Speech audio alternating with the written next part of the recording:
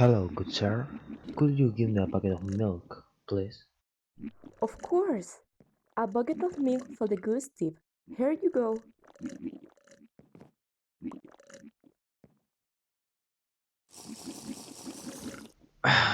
Thank you, my friend. Milk remind me of an interesting time in history, the American Revolution. Did you know that in those days milk was a common drink among the colonists? Mmm, tell me more.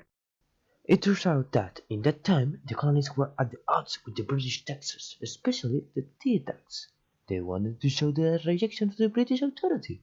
So one day, a group of colonists discussed themselves as Native Americans, boarded ships carrying British tea, and threw all the cargo into the harbor.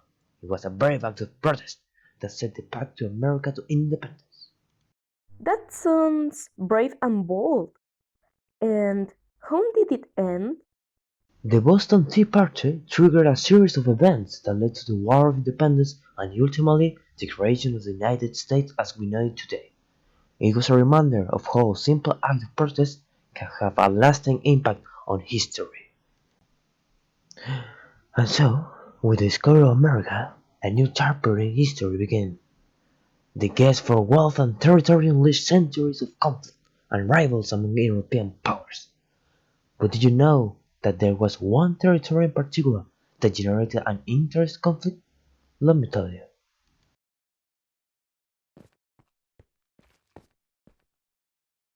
Christopher Columbus, what do you have to tell us? We are seeking a new trade route to India, Your Majesties. Yes, we hope you find it soon.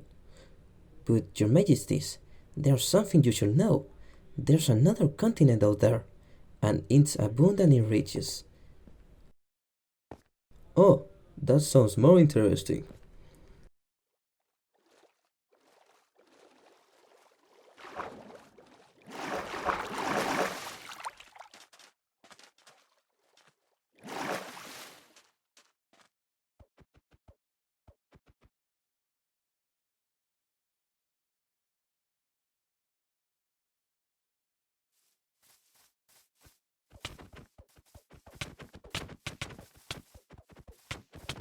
So, essentially, Columbus set out in search of a new route to India and found America. This marked the beginning of a race to explore and conquer the New World. For several centuries, wars were waged with both the natives and among the European powers, all seeking their place in this new continent. And so it was. But let me add a touch of humor. The Baguettes, the French for everyone to understand, shared the territory with the English, and the English didn't like it a one bit. They sent Lieutenant George Washington with a force of British troops and Native Americans, allies to resolve that matter. Wow, that must have been a mess. What happened next? Oh, let me tell you. The French yielded, but an accident happened that literally triggered a 7-year global conflict, which Britain won. However, this victory came at a high cost. A high cost, you say? Tell us more about that. Certainly, let me tell you, Britain found itself with a debt of about 60 million pounds sterling, and they decided to take the drastic measure. An accident happened that literally triggered a 7-year global conflict, which Britain won, but it also left them with a massive debt of about 60 million pounds sterling. So, Britain imposed taxes on his colonies, and a year later, they introduced the Stamp Act. Exactly. The Stamp Act was highly unpopular among the colonies.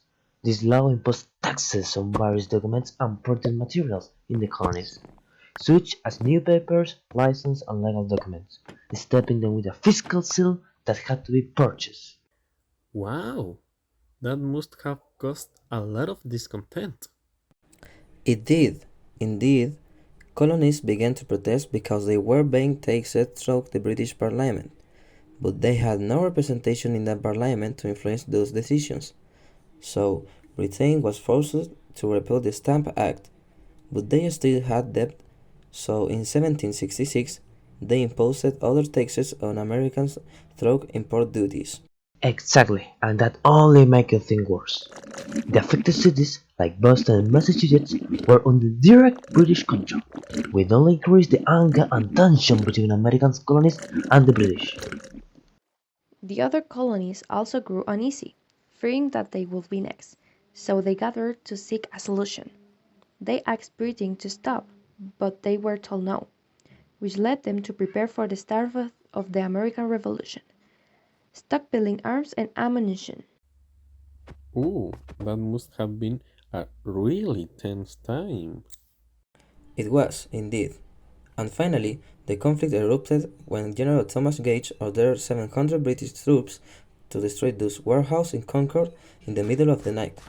American patriots rode to warn the rebels that the British were approaching, giving them time to prepare.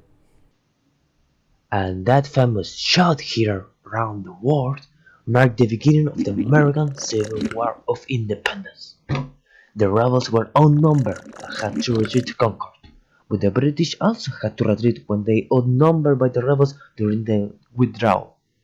And so began a struggle that will change history.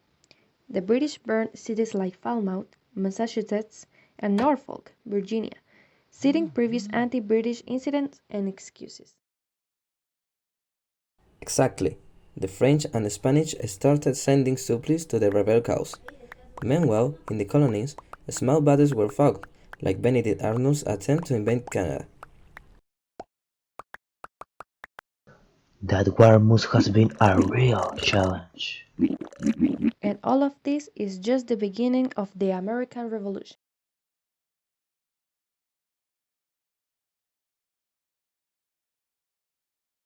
It's amazing how the American War of Independence triggered a series of such momentous events. But do you know that in Chile, we also had our own struggle for independence? Chile's independence is an exciting history that unfolded parallel to the United States. Tell us more about Chile's independence. We're comparing these stories for our project. Chile's independence was a process that extended through the 19th century, and one of the most significant moments was the Battle of Chacabuco in 1988. Here, the independence forces led by Bernardo O'Higgins and José de Martín defeat the royalist forces. Interesting. Just like in the United States, it seems that Chile's struggle for independence also involved decisive battles. Were there other significant events that contributed to Chile's independence? Yes, there were more battles and conflicts, and in 1818 independence was finally proclaimed. Although, similar to the United States, the path to freedom was filled with challenges and sacrifices. How did Chile's independence affect its story and subsequent development? Chile's independence was a crucial step in the formation of our nation. Institutions were created, and despite internal conflicts, a path towards modern Chile was established. Independence was a long and complex process that involved leaders like O'Higgins and San Martin, as well as the support of Chilean patriots. So, just like in the United States, Chile's independence also implied the formation of a nation with its own institution and values. What similarities do you see between the two independences? Well, both struggles sought independence from colonial powers. Furthermore, in both cases, they faced crucial challenges and battles. But there are more similarities. Both in Chile and in the United States, the fights for independence also led to a revolution of social and political structures. Issues like equality and citizen participation were discussed. In Chile, for example, independence brought discussions about the abolition of slavery and the formation of a more inclusive society. Wait a moment. That sounds like Chile independence shares more similarities with that of the United States than we had thought. Don't you think? You are right, innkeeper. It seems that despite difference in context, both movements share similar values and inspiration. Exactly. And these struggles laid the foundation for freer and fairer societies in both countries. Independence was not just about borders, it was about shared identity and values. Speaking of independence, in Chile, we also experienced an exciting process. Our struggle for independence from Spain began in the 19th century, and just like in the United States, we faced a series of challenges and key battles. The figures of Bernardo O'Higgins and José San Martín stand out as leaders of the movement. There were also discussions about equality and citizen participation in Chile. Independence not only changed our relationship with Spain, but also influenced the social and political structure of our country. It's amazing how independence can trigger profound changes in society and politics, both in Chile and the United States. This moment marked a before and after in history. Without a doubt, just like in the United States, our independence laid the foundation for a free and fairer nation. In Chile, the independence process was also characterized by significant battles and challenges. We fought in numerous conflicts, such as the Battle of Chacabuco and the Battle of Maipú, which were decisive in our quest for freedom.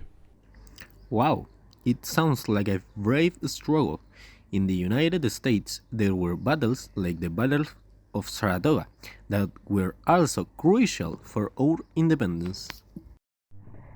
Both countries faced unique obstacles and challenges, but they shared the aspiration to be free from the colonial influence. Exactly. And just like in the United States, in Chile, we also discuss issues about the abolition of slavery and the formation of a more inclusive society during the independence process.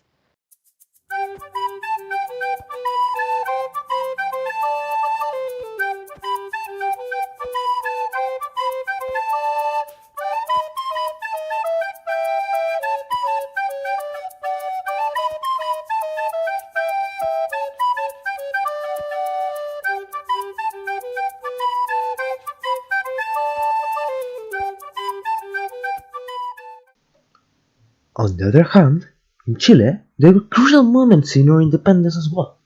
We founded the Battle of Chacabuco and the Battle of Maipú, which were decisive in our quest for freedom. Both fights for independence share the importance of military strategies and strong leaderships. It seems that independence, whether in Chile or United States, is a testament of human spirit and the pursuit of a better future. And these struggles laid the foundation for freer and fairer societies in both countries. In Chile, just like in the United States, independence was not only a matter of borders, but also of identity and shared values.